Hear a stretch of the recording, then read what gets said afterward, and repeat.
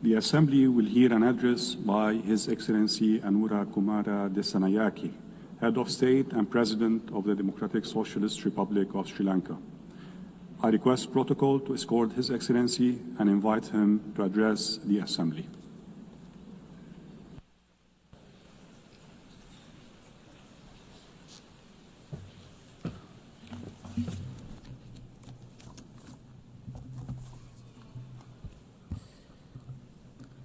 सभापतिතුමියනි ගෞරවනීය ආරාධිතයනි සම්භාවනීය නියෝජිතයනි ලෝකේ ජාතීන් අතර සාධාරණ හා කල්පවතින සාමයක් ස්ථාපිත කිරීම සහ පවත්වාගෙන යාමේ උදාර අරමුණු පෙරදරි කරගෙන බිහි කළ මේ සුවිශේෂී සංවිධානයේ 80 වෙනි සැසිවාරයේ සභාපතිනිය ලෙස තේරීපත් වූ යුරෝපයේ හදවතේ පිහිටි අපූර්ව ජර්මනී අතිගරු අන්නලේනා බෙවබර්ග් මැතිනියට මා උණුසුම් සුභාශිංසන පිරිනමනවා. ඒ වගේම ලෝකයේම මවිතයට පත් කරන භූගෝලීය හා සංස්කෘතික විවිධත්වයක් ඇති කැමරෝනි අතිගරු ෆෙලෝමාන් යෑන් හිටපු සභාපතිතුමා ලබා දුන් නායකත්වයේ වෙනුවෙන් ශ්‍රී ලංකාව සිය ප්‍රශංසාව පිරිනැමීමට මේ අවස්ථාවක් කරගන්නවා. සාමීන් ප්‍රජාතන්ත්‍රවාදයෙන් පිරුණු ලස්සන ලෝකයක් වෙනුවෙන් දශක 8ක් පුරා අපකැප වූ සංවිධානයක බහුපාර්ශ්වික ගමන් මඟ සහ ඉදිරි අනාගතය පිළිබඳ සැලසුම් සකස් කරන මෙම සුවිශේෂී අවස්ථාවේදී ශ්‍රී ලංකාවේ ජනාධිපතිවරයා ලෙස පළමු වරට මෙම ගෞරවනීය සභාව ඇමතීමට ලැබීම පිළිබඳ මහත් සතුටට පත් වෙනවා. ඔබ අප සෑම දෙනාම මේ ලෝකයේ විවිධ රටවල් නියෝජනය කරමින් පැමිණි ඒ රටවල ජනතාවගේ නියෝජිතයින් වෙනවා.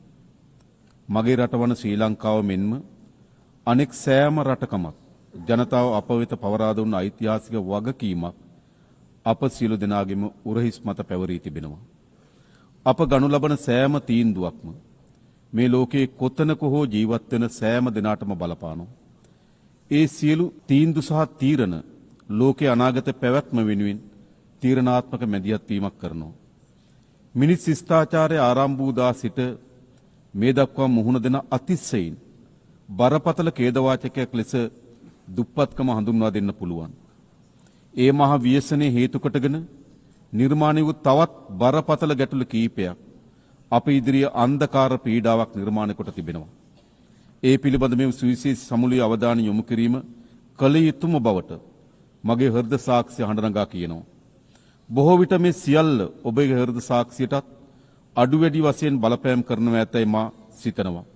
සම්භාවනීය නියෝජිතයිනි ලෝකේ බහුතරයක් රටවල් සියවස් ගණනාවක් තිස්සේ අත්විඳින නොනවතින නිසා අතිශය වේදනාබර අරගලයේ ලෙස දුප්පත්කම හඳුන්වා දෙන්නට පුළුවන්කම තිබෙනවා. ඒ විවිධ මුහුණුවරින් එන බිහිසුණු සතුරෙක් වන අතර අප මේ සමුළුව රැස්ව සිටින මොහොතේ මාද ඇතුළු මේ සෑම නියෝජිතයෙකුම රටවල් වල අඩු වැඩි වශයෙන් සැලකිත දරුවන් පිරිසක් කුසගින්නේ සිටිනවා. සියලුම දරුවන්ට අධ්‍යාපන ලැබීමේ අයිතිය ජාත්‍යන්තර මානව හිමිකම් නීතිය මගින් සහතික කර ඇති සහ ආණ්ඩුක්‍රම ව්‍යවස්ථාව තුළ පිළිගත් මූලික මානව අයිතියක් වෙනවා.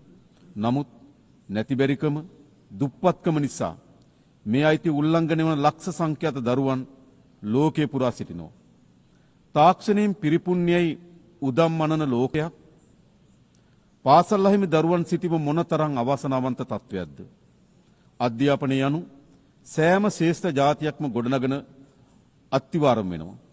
අනාගත ලෝකයේ පැවැත්ම තීරණය කරන ප්‍රධානම සාධකය වෙනවා. අධ්‍යාපනය සඳහා කරන ආයෝජනය ලෝකයේ ප්‍රගතිය උදෙසා කරන ආයෝජනයක් ලෙස අපි සලකනවා. බොහෝ සංවර්ධන වීම පවතින රටවල් වල දුප්පත්කමට මුහුණ දීමේ ප්‍රගතියට ණයබර අඛණ්ඩව බාධා කරනවා. සාමාන්‍යයෙන් අඩු ආදායම්ලාභී රටවල් සෞඛ්‍ය අධ්‍යාපන සේවා සඳහා ගෙවීමට වඩා දෙගුණයකටත් වඩා වැඩි අරමුදල් සුද්ධ පොලී ගෙවීම සඳහා වෙන් කරනවා. පුරවැසියන් වශයෙන් මෙන්ම රටවල් වශයෙන් ණය උගුල්වල හිර වී සිටිනවා. මේ තත්ත්වයේ සාධනීය විසඳුමක් අවශ්‍ය වෙනවා.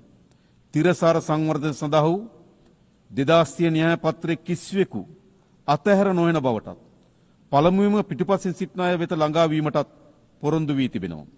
අද ලෝකේ පුරා මුහුණ දෙන විශාලතම ගෝලීය අභියෝගය දුප්පත්කම අවසන් කිරීමේ අභියෝගයේ බව තිරසාර සංවර්ධන සඳහා වූ 2030 න්‍යාය පත්‍රය හඳුනාගෙන තිබෙනවා.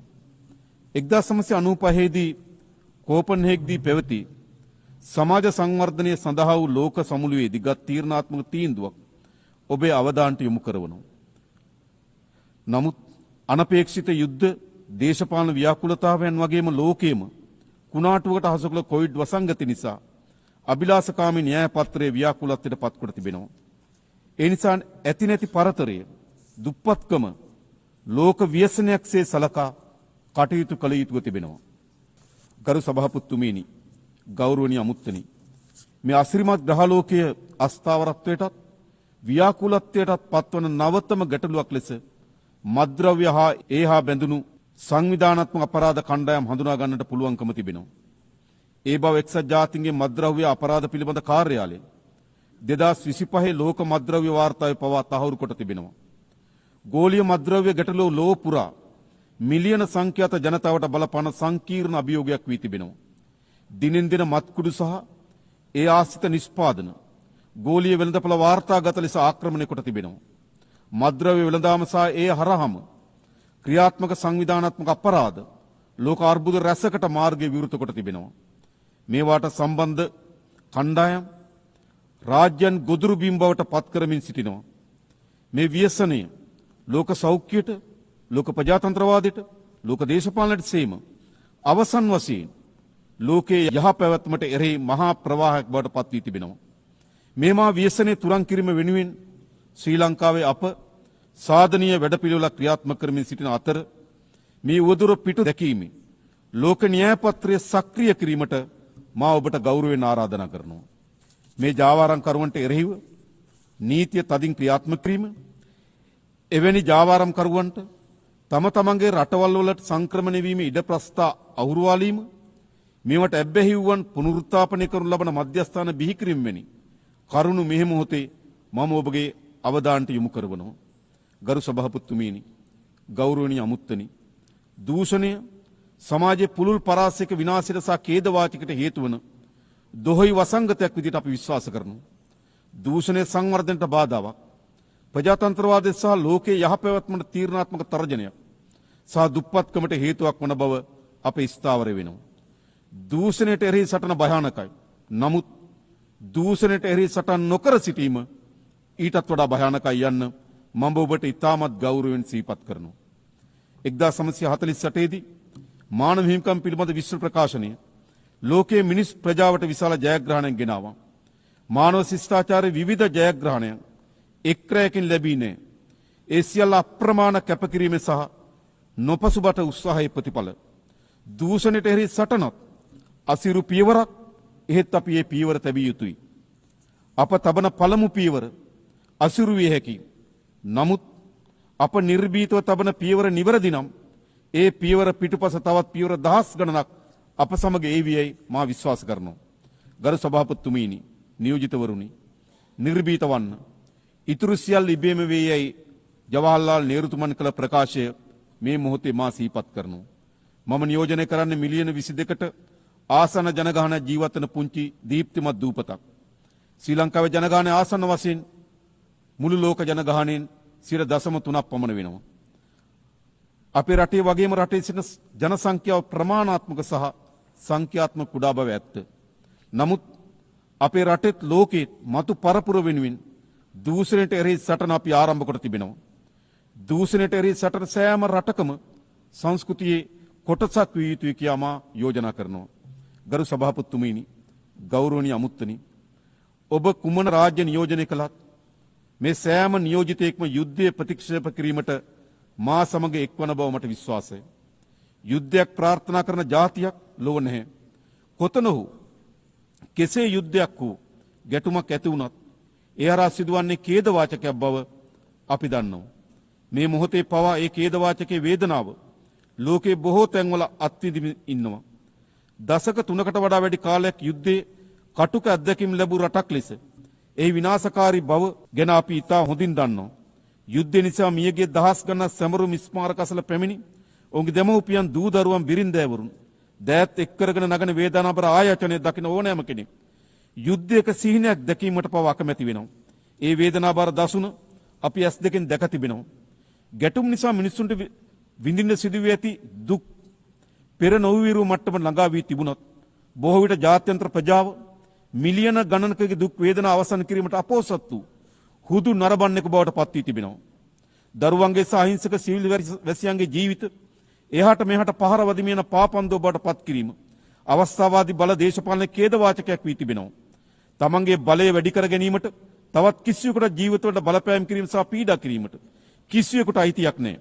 පාලකයන් කළ යුත්තේ ජීවිත ආරක්ෂා කිරීම මිස ජීවිත විනාශ කිරීම නොවේ.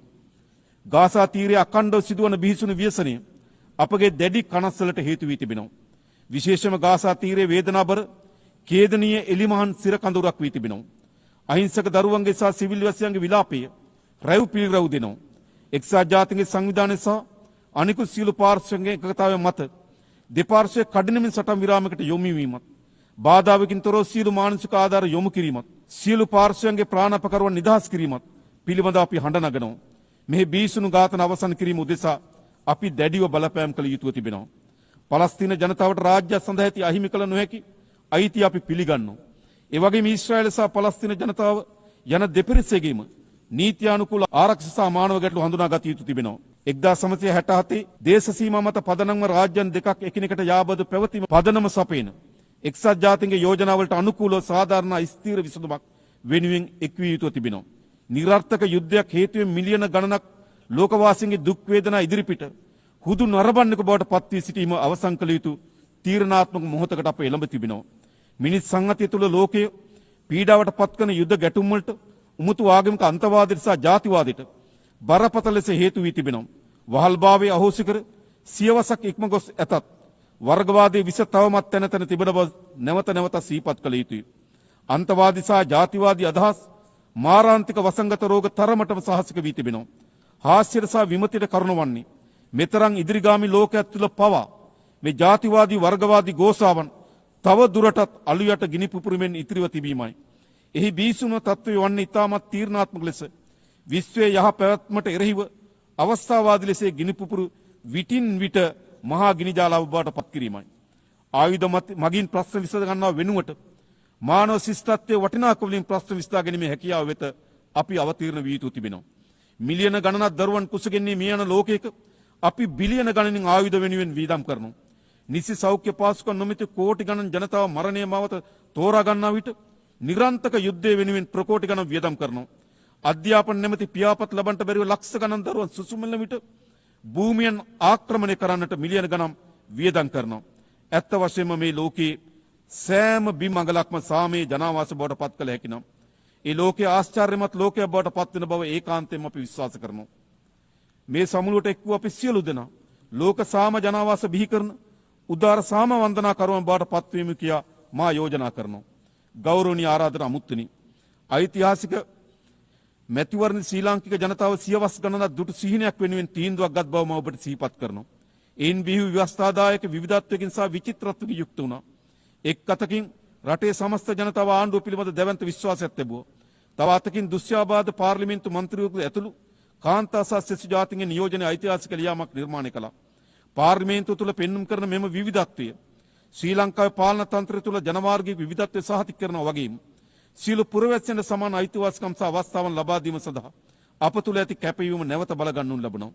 ඒ වගේම මහජන නියෝජනයන් යනු මහජනතාව වෙනුවෙන් සේවය කරන්නන් මිස අනිසි වරප්‍රසාද ලබන්නන් නොවන බව අපි ආදර්ශයක් ලබා දී තිබෙනවා. ජනතා නියෝජිතයන්ගේ වගකීම් විය යුත්තේ රට හා ජනතාව සංවර්ධනය කිරීම මිස පෞද්ගලිකව තමන් සංවර්ධනය වීම නොවන බව අප විශ්වාස කරනවා. සභාපතිතුමීනි, සම්භාවිනී අමුත්තනි, අන්ධකාරය වෙනුවට ආලෝකයේ මාවත තෝරාගත් අපේ රටේ ජනතාව පොහොසත් රටක් ලස්සන ජීවිතයක් සඳහා වූ ප්‍රායෝගික දැක්මට ජනතා ආශිර්වාද ලබා දී තිබෙනවා.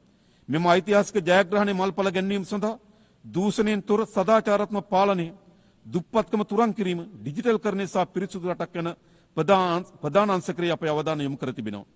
ඊට සමගාමීව අධ්‍යාපනය සහ සෞඛ්‍ය කරේ අපි දැඩි අවධානය යොමු කර තිබෙනවා. ඒ සියල්ල පියවරෙන් පියවර අප ජය ගනිමින් සිටිනවා. වර්තමානයේ ඩිජිටල් ප්‍රජාතන්ත්‍රවාදය අපගේ නව ඉලක්කයයි. ලෝක ඉදිරියේ අති අභියෝගය වන්නේ සෑම පුද්ගලයෙකුටම සහ සෑම රාජ්‍යයකටම ඩිජිටල් යුගයේ අවස්ථාවන්ට ප්‍රවේශ වීම හැකි බවට සහතික වීමයි.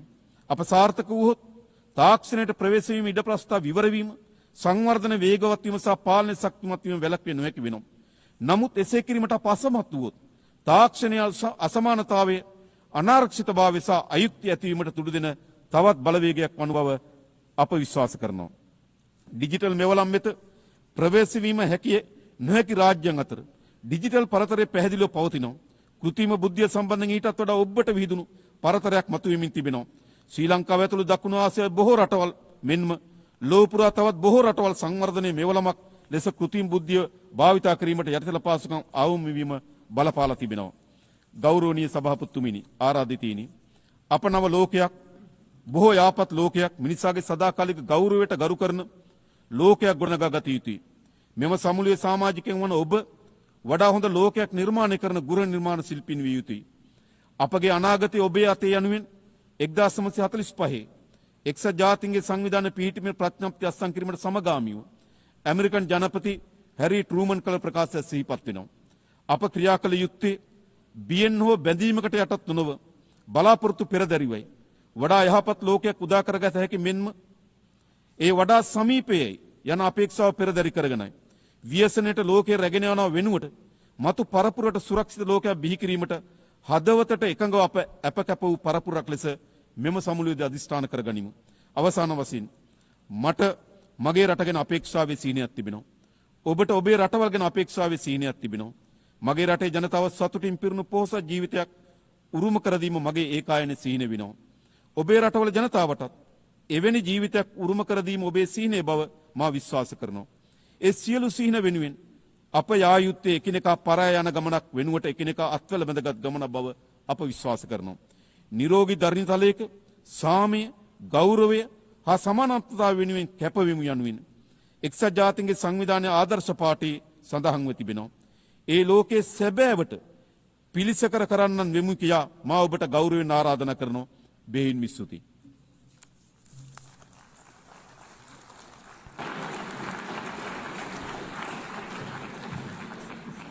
On behalf of the Assembly, I wish to thank the Head of State and President of the Democratic Socialist Republic of Sri Lanka.